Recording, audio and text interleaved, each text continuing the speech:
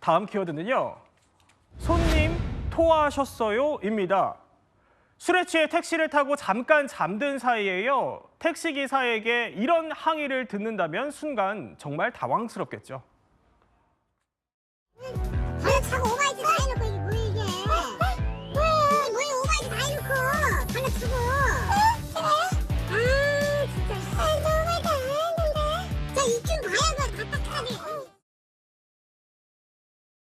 자, 그런데요, 이 사건에 한 가지 반전이 있었다고 합니다. 서정민 변호사 모시고 한번 이야기 들어보겠습니다. 자, 서 변호사, 대체 여기 무슨 반전이 숨어 있었다는 거예요? 네, 우선 이 장면을 보시면 이제 택시 기사가 승객에게 항의를 하는 장면이 나왔고요. 근데 그 전 상황입니다. 이 택시 기사가 마트에서 예? 죽이나 혹은 커피와 같은 음료수를 구매해서 이 봉지를 넣어서 섞고 있는 모습입니다. 그래요? 네, 이렇게 혼합물을 만들어 놓고 이걸 자기 택시 안 이곳저곳에다가 뿌리는 그런 모습이 확인이 됩니다. 아이고. 네, 그러니까 사실은 택시 기사가 미리 이 토사물과 같은 그런 혼합물을 만들어 놓고 이 잠들어 있던 만취한 손님이 깨었을 때 네. 택시 안에 토를 했다. 그리고 술에 취해서 자신을 폭행을 했다라고 이제 겁을 주는 겁니다. 그러면서 운전자 폭행에 해당을 하니까 뭐 벌금이 많이 나오면 1,000만 원도 더 넘게 나온다라는 식으로 예. 뭐 형사 합의금을 요구한다거나 혹은 세차비 아니면 뭐 자기가 끼고 있던 안경이 부러졌다라고 해서 구입비 이런 명목으로 최대 600만 원까지도 이제 계좌이체를 할 것을 요구를 했던 그런 반전이 숨어 있었습니다. 아, 그래요? 그럼 택시기사는 만취한 손님을 일부러 골라서 태운 거예요? 네, 그렇습니다. 해당 택시 기사는 이제 만취한 손님들을 범행 대상으로 삼고 이제 손님들이 택시 안에서 잠이 들면 이제 마치 그 사이에 구토를 했던 것처럼 혹은 그래요? 자신을 폭행을 했던 것처럼 이제 준비를 하고 상황을 꾸몄던 건데요.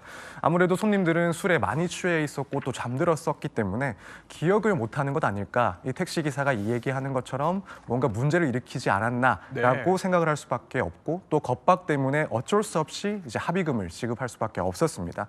경찰에 의하면은 지난 1년 동안 이 택시 기사는 뭐 서울, 경기, 충청 일대에서 같은 수법으로 160여 명에 해당하는 손님들로부터 이제 총 그래요? 1억 네. 5천만 원 상당을 갈취했다라고 알려졌습니다. 사실 뭐 저라도 이남희 기자 택시기사가 저러면은 뭐 사과를 하거나 합의금을 줘야 되나 이런 생각이 들 것 같기도 한데 이 택시기사의 교묘한 범죄가 그러면 대체 어떻게 덜미가 잡힌 거예요? 이 한 승객분이 이렇게 억울하다고 호소를 한 거예요. 내가 아무리 술에 취해도 막 구토를 하거나 누구를 때릴 사람이 아닌데 정말 억울하다 이렇게 호소를 했고요. 경찰이 가만히 들어보니 이 택시기사가 폭행을 당했다는 증거를 제대로 내놓지 않는 겁니다. 이걸 수상하게 여겼던 거죠. 일단 이 택시기사가요. 어떻게 승객을 협박했는지 들어보고 경찰이 어떻게 잡았는지 잠시 후 소개해드리겠습니다. 방금 사장님 이속대 이거 사장님 벌금도 1,000만 원이 1,000만 원. 운전하는데 건들면은. 진짜 때렸어요? 그럼요. 이거 좀 봐요. 얼굴 좀 봐. 막 술이 취했는데 내 얼굴 좀 봐. 이게 엉망이 됐잖아. 이러면은 굉장히 압박감을 느낄 수밖에 없잖아요. 근데 예. 본인은 때린 기억이 없고요. 결국은 경찰이 좀 수상하다. 사실은 이렇게 속이고 했던 예전 기사 사례가 있었나 봐요. 그래서 이 경찰이 본인이 정말 술 취한 척하고 이 택시에 탑승해서 정말 미행을 해서 정말 이 사람이 이 술 취한 사람에게 어떻게 하는지 현장을 덜미를 잡아서 잘못된 점을 발견을 해냈다고 합니다. 그렇군요. 그러니까 그 승객이 만약에 의심을 하지 않았다면 피해자가 사실 더 늘어날 수도 있었을 것 같은데 그러면 서정민 변호사, 기존에 저 수법으로 당했던 승객분들이 택시기사한테 줬던 합의금을 다시 돌려받을 수는 있는 겁니까? 네, 일단 법적으로는 충분히 돌려받을 수가 있습니다.